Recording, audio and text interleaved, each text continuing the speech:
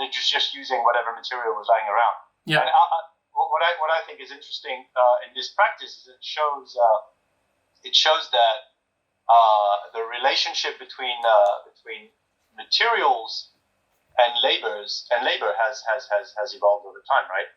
Because this practice goes back to a time where material was the expensive part in bookbinding, right? So they were using any little bits that they had, even if it was printed, they would use it. Nowadays, it's complete opposite. Material is a fraction of the cost of the binding. It's a fraction of. Yeah, and in book crafts and bookbinding, this tradition goes way to the medieval times, because palimpsest books, palimpsest pages, when the top layer of vellum was scrapped, so that scribes can write new text on the old material. They were used like centuries ago, and some of the major texts were lost this way because they were not considered to be important at that time, or they were considered to be, I don't know, heretic.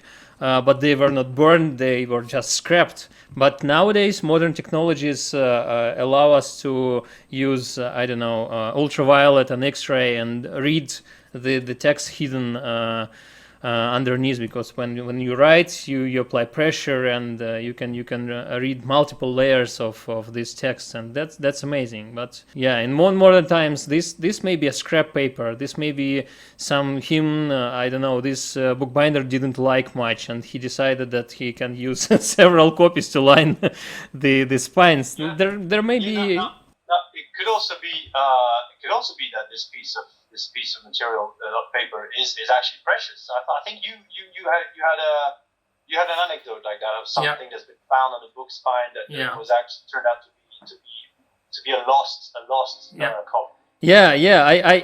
I tried to find the link when I was preparing for our discussion, and because several years ago I read that some of the oldest, one of the oldest American United States documents, handwritten document, was found this way under a spine of some book. So somebody lined up a book with this document. It wasn't a very important document, but it was the oldest dated handwritten American document. And that's amazing how sometimes you can find some things under a spine or under a cover or anywhere else in the book. But yeah, unfortunately I cannot find the link, so I cannot provide any proof to my weak memories.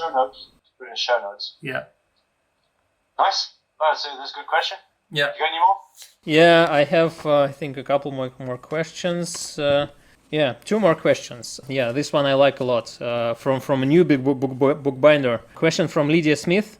She sent it after send a newsletter with a call to send questions for Ben Elbel, and she replied to me. So yeah, you can also subscribe iBookBinding's newsletter to stay up to date with all these podcasts. So question from Lydia Smith. It's a two-part and rather long question. What would Ben suggest as a starting point for practicing bookbinding on an extremely low budget? I want to begin learning the ins and outs and the technicalities of the trade, but every time I start really looking into it, I run across materials or tools that I can't afford. I know you can make most of the things, but even that can get very expensive. And yeah, I think we will reply the first part, and then we'll continue with the second part. I wanna show maybe something that elements of answer. That peculiar thing here is one of the earliest things I've done in bookbinding, and this leather here, it's a leather jacket. Okay. And all of most of my work from that time, it's 2004, is bound in this navy blue jacket leather. I bought a leather jacket from a thrift shop, charity shop for, I don't know, maybe I paid €2 for it at the time. I can't remember. Yeah. And I did obviously the small things because it's on leather jacket, so it's not one full skin. It's like panels sewn together. Yeah. But you can do lots of things with it. I used so many jackets for my first project. And by the way, on some jackets you have this stitching in the middle of your back, yeah. So you can't really use the full piece of full sheet of leather for your binding. But for one of my projects, which was sized, it was a A4 sized page. I used almost the full back of the jacket, and I put this stitching on the spine of the book, so it became a part of book design in some way. Yeah, So yeah, you can do that definitely. You can invent new ways to use the cheapest materials you have on hand. So yeah. Yeah, for sure. What else? For paper, okay. Well, paper you might have to buy that. But waste paper, don't ever buy waste paper. Get well, you can use newspaper anyway. So that's not really useful. But make friends with. You can subscribe for some shop catalogs. They will supply you with waste paper in your inbox. But make friends with local printers. You'll be surprised what the amount of stuff they throw away. They might throw away even unprinted paper for one reason or another. You'd be surprised. So and hang around framing shops and art shops, especially where they put their keep their bins. I once found I don't know, a 2-year supply of museum boards on the street just outside a museum shop. They threw it away because it was stained. Obviously, you can't use the frames anymore. But for bookbinding, it's absolutely fine. It's not seen. So, things like that. What else? Do you got any other tip? Some tools for tools as well. Some tools you can make on your own, and I'm planning to have a live stream on Instagram this upcoming Tuesday, and I'm going to make a simple sewing frame with just simplest tools and materials, nothing fancy.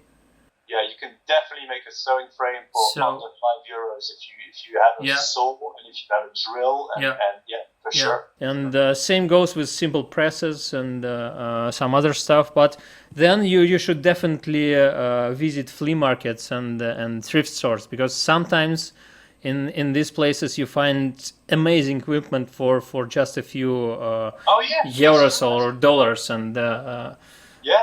I bought a dividers that I still use to this day, and in fact, it's the best divider that I have ever bought. Yeah.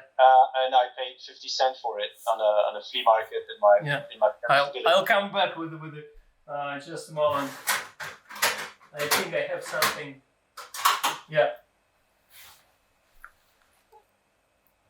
Okay, it doesn't want to open now because I haven't used it for some time. It's a fail. I wanted to show you what dividers I bought for 50 cents. But I need to add some. So All right. This is well, but that's not well. I'm sure you can use it. Yeah. But mine was actually a proper bookbinder divider with the screw. And the mechanism to open it quickly, the quick mechanism. Yeah. It had everything, and it's a small size, and it's just never gonna die. Yeah. It's just perfect. Then it's a great find for 50 cents. Yeah. But sometimes you see these things for being sold for insane amounts of money, and I don't know, 50 cents for such a dividers is a nice price. But I've met some sellers who were asking for something like I don't know, €50 or something like that, and that's just insane. Yeah. A good dividers could be 70, €100, definitely. Yeah. But that's fine. I mean, it comes a point where you want to have good tools. I mean, I have only good tools nowadays. I pay the price. I don't mind. But when you start, you've got to do the best out of what you have. And there are definitely opportunities for that. What else? What else can you You can make your own glues. You can make your own paste, definitely, using flour. Yeah. You can PVA that doesn't cost anything. Flour or starch as well. Starch is also not expensive, so yeah. No. And you can use your body as a press. I once made a box for a friend and as a gift. And on the way to it was for his wedding actually, and on the way to the wedding, I finished the box. And the last part of the box is to glue the trays into the case. And so you have to apply pressure. How do you do that when you're on a train? Well, I put my feet in it and stood up. Yeah. For half an hour, people were looking funny, but it worked out. Yeah. I used this method quite a lot of times when I had classes that I was teaching, not in my studio, and in the place where I was teaching, there wasn't any large equipment like presses or something. So sometimes I just used boards and put the boards besides my students' projects, and then just stood up on this pile of stuff, and it works. Yeah, because I don't know, 60, 70, 80 kilos. It's enough pressure to put your things in order.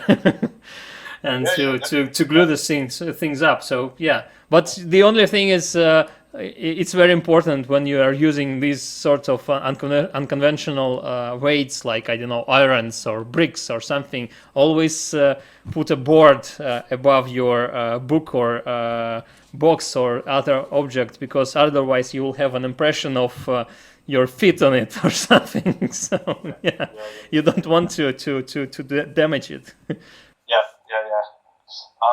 Also, I'm thinking of another thing.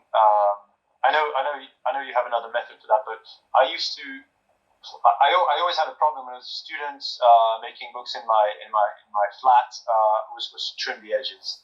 Yeah. And so sometimes I would go to a printer, but I don't know. It was always a pain, and I just wanted to do it in my place. So I started clamping the edge of the book between two boards and two G clamps and just sanding. Yeah. It's a lot of work. Yeah. And it's messy, but it gets the job done. It works. It could actually make very, very beautiful edge if you go to the extreme of using thinner and thinner, finer and finer sandpaper.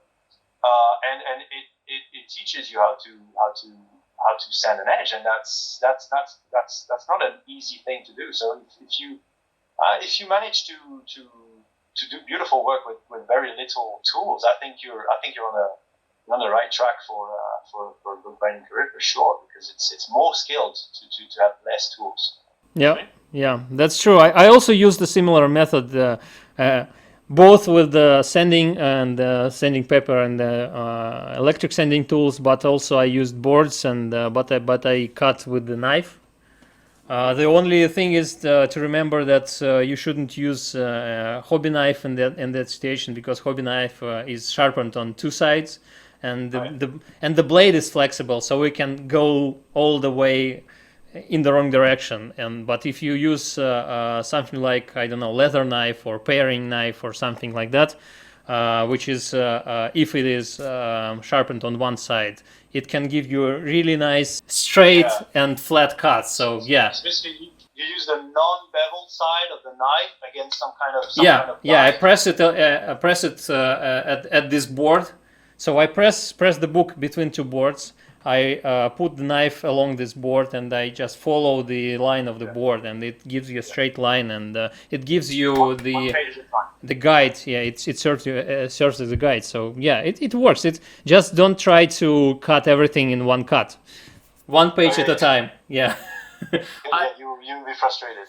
Yeah. Yeah. So well, that's a great question, and I think it's. I think it's a real challenge, and it's something that's going to teach you many lessons. It's going to be very valuable for the future. Yeah.